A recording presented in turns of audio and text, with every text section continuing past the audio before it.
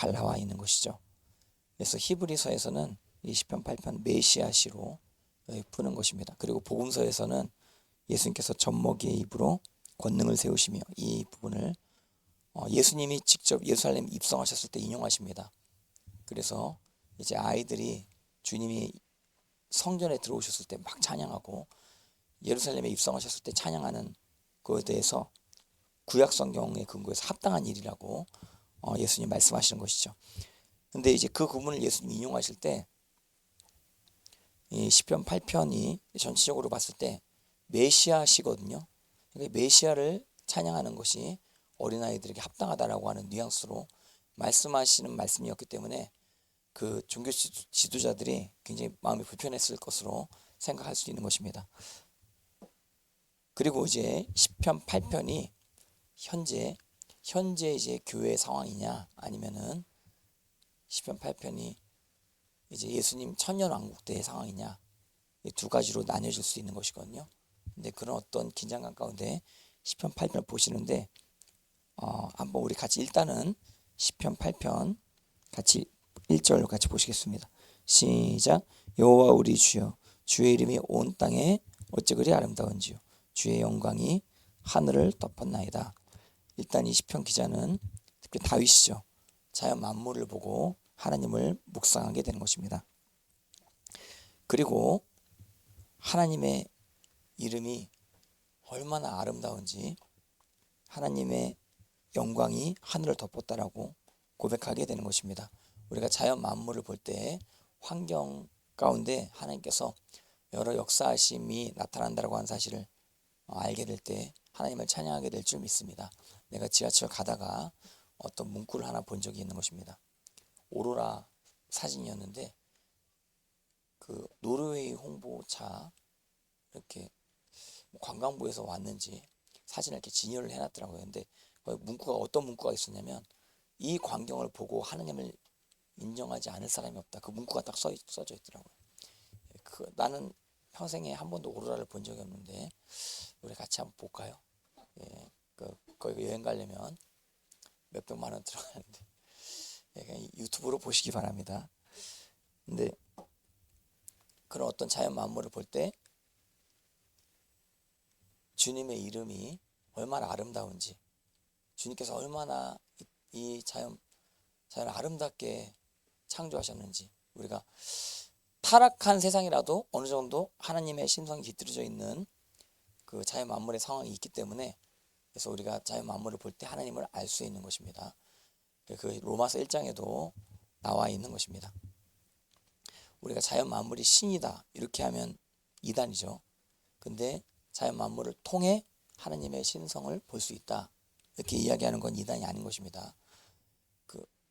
요즘에 최근 몇 달 동안 하늘이 너무너무 아름답더라고요. 그 구름이 너무너무 아름답더라고요. 그리고 여기 아침에 올 때 조금 이제 햇빛이 비추는 상황 가운데 파란 하늘이 조금 보이거든요. 그러면서 이제 여기 교회를 오는데 너무너무 아름다워. 그래서 제가 아내한테 옆에서 저 좀 찍어봐. 그래서 사진으로 몇 개 이제 찍었는데 그 꼭 찍으려고 그러면 큰 버스가 앞에 서가지고 그 못 찍게 막 방해하고 그랬는데 너무너무 아름다운 곳이. 그 누가 어떻게 그 흉내를 내겠어요? 구름이 그렇게 이제 아름답게 하늘에 뻗쳐 있는 그 상황 너무너무 아름다운 곳입니다. 저는 이제 알프스 산맥 가본 적이 있는 것입니다. 이탈리아 쪽으로 가보고 스위스 쪽으로 가보고 두 군데로 가봤거든요. 근데 내가 다른 데 모르겠는데 알프스는 진짜 가볼 만합니다. 근데 이제 갈 때 스위스 쪽으로 가는 방법이 있는데 근데 그쪽이 진짜 이탈리아보다 더 아름다긴 해요. 근데 스위스 쪽으로 가면 너무 비싸요. 너무 비싸 경비가. 이탈리아 쪽으로 가면 그래도 스위스보단 싼데 그래도 안 비싼 건 아닌데 이탈리아 쪽으로 돌로미티 쪽으로 이제 갈 수 있고 스위스 쪽으로 이제 프랑스 건너가는 그 구간이 있거든요. 그쪽으로 이제 갈 수 있는데 진짜 막 너무너무 그 광경이 너무너무 아름다운 것이 진짜 꿈속에서 볼 것만 같은 그 남진의 노래 있잖아요. 저 푸른 초원 위에 그림 같은 집을 짓고 이거 진짜 저 푸른 초원 위에 그림 같은 집이 쫙 펼쳐지는데 그 너무너무 아름다운 것입니다. 야 진짜 하나님 살아계시구나. 내가 여행 가가지고는 보통 좀 스트레스 좀 약간씩 받는데 그 알프스 가서는 굉장한 힐링을 받았어요. 자연 만물 이렇게 보고 할 때. 근데 하나님이 얼마나 아름다운지 이거 다 하나님의 작품 아니에요. 하나님의 손길이 느껴지는 곳입니다. 주의 이름이 온 땅이 어찌 그리 아름다운지 주의 영광이 하늘을 덮었나이다. 그래서 이러한 우리가 자연 만물을 통해서 하나님을 알게 될 때 하나님의 신성을 느끼게 될 때 찬양하게 되는 것입니다. 어린아이라도 찬양하게 되는 것입니다. 그 위엄스러운 하나님의 영광을 보게 될 때. 그래서 8편 2절 주의 대적으로 말미암아 어린아이들과 젖먹이들 입으로 권능을 세우시며 이는 원수들과 보복자들을 잠잠하게 하려 하심이니라. 자, 이 땅 가운데 이 아름다운 세상 가운데 주의 대적들이 있는 것입니다. 하나님의 말씀을 거부하는 그런 자들이 정치적으로 있고 경제적으로 있고 또 사회적으로 그런 자들이 어딘가에 존재하는 것입니다. 항상 기억하시기 바랍니다. 그런 자들이 있으면 어딘가에 하나님이 젖먹이를 예비하십니다. 그래서 이 젖먹이 입으로 찬양하도록 이 젖먹이를 실제 어린아이라고도 해석할 수 있고 그리고 영적으로 미성숙한 그러니까 초신자라고도 해석될 수 있거든요. 아이의 수준이 이게 요한 1서에 나오는 것이거든요. 어쨌든 이 어린아이는 찬양하는 자인 것입니다. 근데 원수가 어딘가에 이제 생겨나면 하나님이 경배자를 예비하시는 것입니다. 근데 경배자가 찬양할 때 원수가 잠잠게 되는 것입니다. 제가 누누이 말씀드린 거면 제 지론은 뭐냐면 이 땅 가운데 찬양이 계속 울려 퍼져야 된다. 그러면 이 땅 하늘문이 열리고 하나님의 영광이 이 땅 가운데 나타나게 될 줄 믿습니다. 주님의 대적자들은 이 모든 만물을 볼 때 우연이라고 이야기합니다. 하나님의 작품이 아니라고 이야기합니다. 그런데 우리는 이 모든 것들을 볼 때 하나님을 찬양하게 된 것입니다. 주님의 높고 위대하심 내 영혼이 찬양합니다. 저 지저귀는 새소리들을 들을 때 짹짹짹짹 거릴 때 얼마나 이게 우연이라고요? 우연이 이거 어떻게 그렇게 생각할 수가 있습니까? 대적들은 그렇게 이제 생각을 하면서 하나님의 뜻을 거스르려고 하는 것입니다. 하나님의 법을 거스르려고 하는 것입니다. 근데 이 자들은 잠잠게 될 겁니다. 하나님의 그 위엄과 영광 앞에 잠잠게 될 겁니다. 궁극적으로는 우리가 계속 찬양이 이루어지는 가운데 교회의 충만함이 나타나게 될 것입니다. 그리고 교회의 충만함이 완성되어지는 그 시점, 전 지구적인 교회 충만함이 완성되어지는 그 시점에 주님이 재림하신다 이거예요. 그게 사도행전 3장에 나온다 그랬죠. 그래서 여러분들 그날을 고대하시면서 찬양하신 여러분 되시기 바라는데 주님이 재림하시기 전에 또 주님의 영광을 교회에 나타내십니다. 그래서 그 그의 영광을 사모하며 우리가 하나님을 찬양했으면 좋겠습니다. 이 땅 가운데 수많은 정치인들이 지금 교회를 못 잡아먹어서 안달인데 그 하나님의 부르심 가운데 주님을 찬양하는 것을 저들이 막지 못할 겁니다. 우리는 하나님을 계속 찬양하면 저들이 잠잠해지지 우리가 잠잠해지지 않을 겁니다. 우리는 입을 벌려서 하나님을 찬양하게 될 줄 믿습니다. 저 북한의 성도들 찬양 못하게 하려고 김정은이 저렇게 핍박을 합니다. 그래도 거기 찬양이 이루어집니다. 거기 가정교회에서 촛불 켜고 새벽 2, 3시에 무릎 꿇고 예배 드리는 자들이 있는 것입니다. 그 신의 악단, 그 실화 아니에요, 실화. 실제 찬양 악단 사형당한. 근데 그분들은 사형당했는데 그분들은 천국에 계신데 근데 걸리지 않은 분들이 있어요. 목숨 걸고 찬양한 자들이 있어요. 그들을 통해서 김정은 악한 정권이 잠잠해진 역사가 나타나게 될 줄 믿습니다. 그래서 주의 대적으로 말미암아 어린아이들과 젖먹이들의 입으로 권능을 세우시며 이 권능은 보복자들을 잠잠하게 하는 권능이라고 하는 사실. 그리고 계속 이제 20편 기자가 묵상하는 것입니다. 8편 3절 시작. 주의 손가락으로 만드신 주의 하늘과 주께서 베풀어 두신 달과 별들을 내가 보오니. 4절 사람이 무엇이기에 주께서 그를 생각하시며 인자가 무엇이기에 주께서 그를 돌보시나이까. 이 3절의 상황이 천년왕국의 상황이냐, 이게 만물이 완전히 회복된 상황이냐, 지금 현재 상황이냐, 이 해석이 갈리게 되는 것입니다. 근데 저는 현실 가운데 보는 것으로 인해서 또 하나님을 묵상하게 될 수 있다고 생각을 하거든요. 그리고 또 이것도 기대할 수 있는 것입니다. 주님께서 재림하시면 우리가 아직 보진 못했지만 엄청난 자연의 회복이 있을 겁니다. 그러니까 지금 불완전한 자연이라도, 우리 인간의 죄 때문에 저주받은 자연이라도 그래도 이 정도 우리가 볼 수, 하나님의 영광을 경험할 수 있다고 한다면, 그러면 주님이 재림하셔가지고 마귀를 무저갱에 넣은 다음에 만물이 회복되어진 가운데 그 누리는 축복은 뭐 진짜 어마무시할 것이죠. 이 두 가지를 다 같이 생각할 수 있다고 하는 사실을 기억하시길 바랍니다. 저는 옛날에 이 부분을 시적으로만 생각했습니다. 주의 손가락으로 만드신 주의 하늘, 주께서 베풀어 두신 달과 별에서 약간 문학 작품식으로 이 구문을 그렇게 생각했거든요. 그게 아니고 실제 주님께서 만물을 회복하실 거예요. 근데 만물을 누구를 통해서 회복하세요? 메시아를 통해서 회복하세요. 메시아 꿈은 8편 4절. 이 사람이 무엇이기에 그를 생각하시며 인자가 무엇이기에 그를 돌보셨나이까. 예수님이 사람으로 오셨습니다. 예수님은 하나님이십니다. 하나님의 아들이십니다. 말씀이십니다. 근데 인간을 긍휼히 여기셔서 사람이 되셨습니다. 그래서 여기서 8편 4절을 히브리서에서는 예수님으로 풉니다. 특별히 인자라고 하는 이 구문에 대한 논문도 있어요.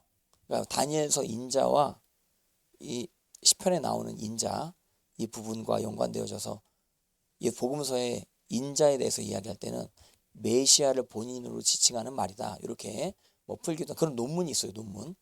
근데 그게 그런 해석이 가능한 게, 이게 히브리서에 보면, 히브리서 이제 이 시점에 히브리서 잠깐 같이 보시겠습니다. 히브리서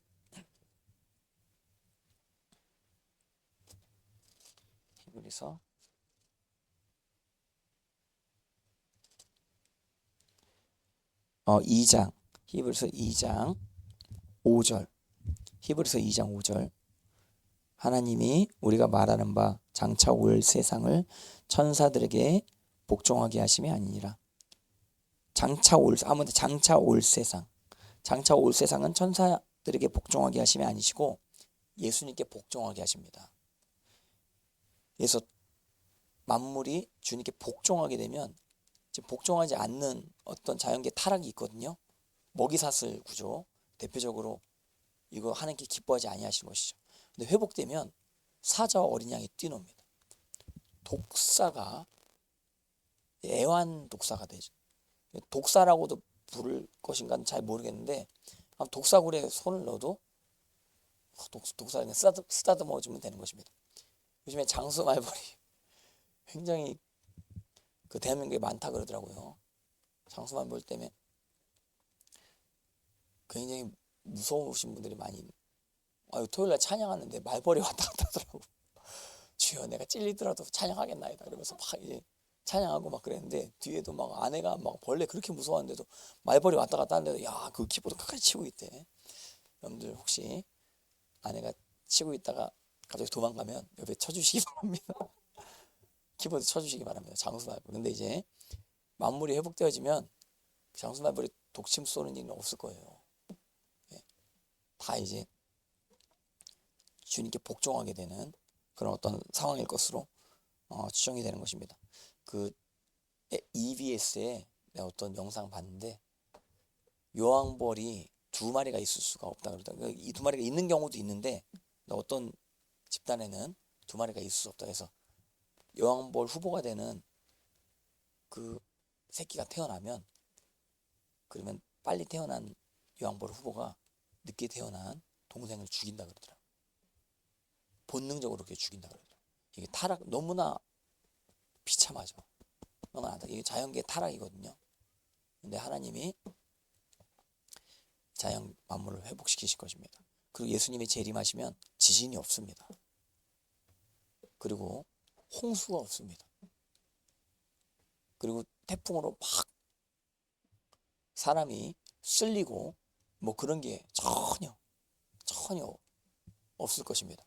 그리고 바다 근처에 있는데 막 파도가 사람을 막 덮치고 사람을 죽음으로 몰고 가는 이런 일은 없을 겁니다. 저희 어머님이 갯벌에 대한 트라우마가 있어요. 갯벌에 잘못 있게 되면, 오랫동안 잘못 있게 되면, 밀물 썰물 이게 들어오게 되면 이제 사람 갇히게 되면 죽는다. 그럼 빨리 나와라. 갯벌에서 나와라. 막 이렇게 말씀한 갯벌에 대한 트라우마가 있어요. 근데 갯벌에 들어오는 물이 사람을 죽이고 이런 일이 없을 겁니다. 이제 만물이 회복되어지면. 근데 장차 올 세상에 더 완벽한 회복을 우리가 보게 될 것입니다. 근데 이제 6절 같이 보시겠습니다. 시작. 그러나 누구인가가 어디에서 증언하여 이르되 사람이 무엇이기에 주께서 그를 생각하시며 인자가, 이건 시편 8편 구문 그대로 인용한 것입니다. 만물을 그 발 아래 복종하게 하셨느니라 하였으니, 8절 같이 보시죠. 시작. 만물을 그 발 아래 복종하게 하셨느니라 하였으니 만물로 그에게 복종하게 하셨은즉 복종하지 않은 것이 하나도 없어야 하겠으나 지금 우리가 만물이 아직 그에게 복종하고 있는 것을 보지 못하고, 아직 복종하지 않는 부분이 있어요. 그래서 예수님께서 복음서에 무화과나무 저주하시죠. 만물을 저주하시죠. 왜냐하면 열매를 내라 그랬는데 말을 안 듣거든. 철이 때가 아니더라도 그 때에 따라 열매 맺는 것보다 더 중요한 게 예수님 말씀을 듣는 거. 때를 만드신 분도 예수님이시거든. 봄, 여름, 가을, 겨울 만드신 분도 예수님이시거든. 근데 창조주가 말씀하시는데 말을 안 들어? 그럼 저주해 버리시는 거죠. 그러니까 근데 그런 일이 이제 천년왕국 때는 없습니다. 그런 저주가 없는 것입니다. 복종하지 않는 것을 우리가 보고 있는 것입니다. 근데 9절 같이 보시겠습니다. 시작.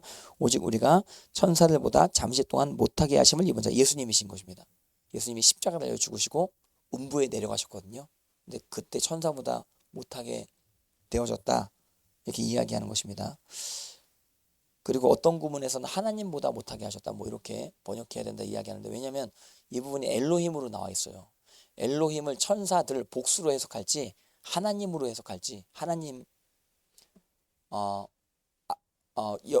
하나님으로 해석할지 번역이 나뉘어질 수 있거든요.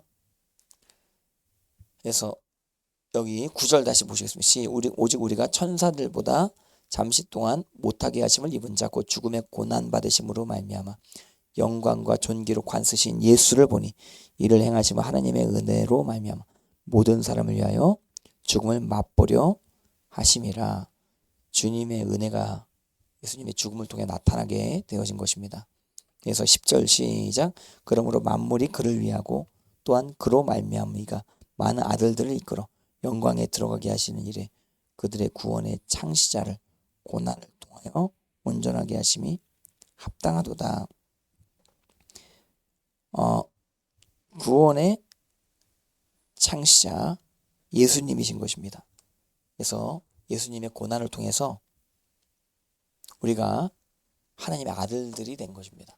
그리고 우리가 영광에 들어가게 되어졌다고 하는 사실을 여기서 이야기하고 있는 것입니다. 그러니까 만물을 회복하실 분이, 여기서 다시 한번 시편 8편 보실래요? 시편 8편 4절 해석.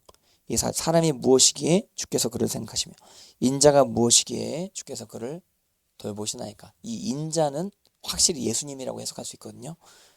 근데 사람이 무엇이기에, 이거는 그 인간의 나약함, 그러니까 인간의 부족함을 이야기하는 부분으로 볼 수 있는 것입니다. 사람은 그렇게 내가 생각하기에 가치 있는 존재가 아닌데 얼마나 그런 나약한 인간을 하나님이 가치 있게 여기시는지, 그래서 인간을 그렇게 귀하게 여기셔서 이렇게 자연 만물을 은혜로 허락하시는지에 대한 고백을 하는 것으로 그렇게 볼 수 있겠습니다. 그리고 더 놀라운 건 예수님이 인간의 몸을 입으신 거. 그래서 예수님이 전능하신 분이시지만 인간의 몸을 입으시고 제약을 받으신 거. 예수님은 그 인간의 몸을 입고 공생의 사역을 하실 때 날아다니지 아니하십니다. 예수님은 그 팔레스타인 지역 가운데, 그 지역 가운데에서 사역하시고 공간에 또 제약을 받으시고 몸의 제약을 받으시고 주무시기도 하시고 피곤하시기도 하시고, 그리고 십자가 달려 죽으실 때 고통당하시기도 하시고 하신 인간의 고난을 다 입으신 거죠. 인간의 연약함, 죄는 없으시지만 인간이 얼마나 어려운 삶을 사시는지 다 통과를 하신 것이죠. 히브리서가 그것을 이제 이야기하고 있는 것으로 보시면 되겠습니다. 그래서 사람이 무엇이기에 주께서 그를 생각하시며 인자가 무엇이기에 주께서 그를 돌보시나이까. 그리고 5절 시작. 그를 하나님보다, 그렇죠. 여기서는 하나님이라고 나오는 게 왜냐하면 엘로힘이란 단어이기 때문에 하나님이라고 해석을 했습니다. 근데 70인역에 엘로힘이란 히브리어를 안겔로스, 그러니까 천사라고 번역을 했어요. 그래서 천사들이라고 히브리서에 나온 것입니다. 히브리서에 나온 구약 인용 구문은 다 70인역이거든요. LXX. 그래서 그를 하나님보다 조금 못하게 하시고, 이건 그러니까 어떤 뜻이라고요? 예수님이 고난 받으셨다라고 한 뜻입니다. 하나님보다 못하게 하시고 영화와 존귀로 관을 씌우셨나이다. 이것은 부활을 이야기하는 것입니다. 그래서 6절 시작. 주의 손으로 만드신 것을 다스리게 하시고 만물을 그의 발 아래 두셨으니 천년왕국의 회복을 이야기하는 것으로 볼 수 있는 것입니다. 그래서 7절 시작. 곧 모든 소와 양과 들짐승이며 공중의 새와 바다의 물고기와 바닷길에 다니는 것이니이다. 여호와 우리 주여, 주의 이름이 온 땅에 어찌 그리 아름다운지요. 할렐루야. 저는 1절과 9절이 다르다고 생각합니다. 1절은 지금 현재 자연만물을 보고 고백하는 고백일 수 있는데, 근데 9절은 회복된 만물을 묵상하면서 또 주님 얼마나 아름다우신지 이렇게 고백하는, 그러니까 똑같은 고백을 해도 고백의 확장이 이루어지는 이런 역사, 우리가 시편 8편을 통해서 확인할 수 있는 것입니다. 할렐루야. 여러분들 너무 우울해하지 마시기 바라고 자연 만물을 보면 하나님을 묵상하시기 바랍니다. 하나님이 이토록 자연 만물을 허락하신 이유 우리 때문이다 라고 한 사실. 인간이 무엇이게, 내가 뭔데, 한번 따라 보실래요? 내가 뭔데, 누구 때문에 십자가에 졌나요? 어떤 찬양 가사 있는데 왜 나를 위해서 그렇게 십자가를 졌냐요? 귀하기 때문에. 귀하기 때문에. 그래서 여러분들 우울증에 걸릴 것 같으면 저랑 같이 찬양하십시다. 할렐루야. 이 세상의 모든 우울증은 여기 다 사라집니다. 할렐루야. 그래서 하나님 앞에 가까이 나아가시는 여러분들 다 되어시기를 바랍니다. 제가 기도하고 오늘 마치겠습니다. 하나님 아버지 감사합니다. 우리가 시편 8편과 히브리서를 묵상하게 하심을 감사합니다. 아버지, 자연 만물을 허락하신 주님의 은혜도 너무너무나 감사한데 주님, 그 아들 예수 그리스도를 이 땅 가운데 인간의 몸을 입고 오셔서 십자가에 달려 죽음으로 우리에게 은혜를 베푸신, 구원을 베푸신 주님의 하나님의 놀라우신 역사하심을 찬양합니다. 주님, 이 하나님의 놀라우신 역사하심으로 말미암아 우리가 얼마나 귀한 존재인지 묵상하게 하시고 아버지 하나님 안에서 참 기쁨을 누리는 한 주간 되어지게 하여 주시옵소서. 여기 계신 모든 분들 찬양을 통해 또한 원수가 잠잠케 됨을 알게 하심을 감사합니다. 저들은 우리 입을 막으려고 하지만 우리 입을 막을 수 없음을 고백합니다. 우리가 입을 벌려 찬양할 때 저들의 입이 막혀지게 될 줄 믿습니다. 주님, 원수를 잠잠케 하시는 주님의 이름을 찬양하며 감사드리며 예수님의 이름 받들어 간절히 기도했사옵나이다. 아멘. 할렐루야.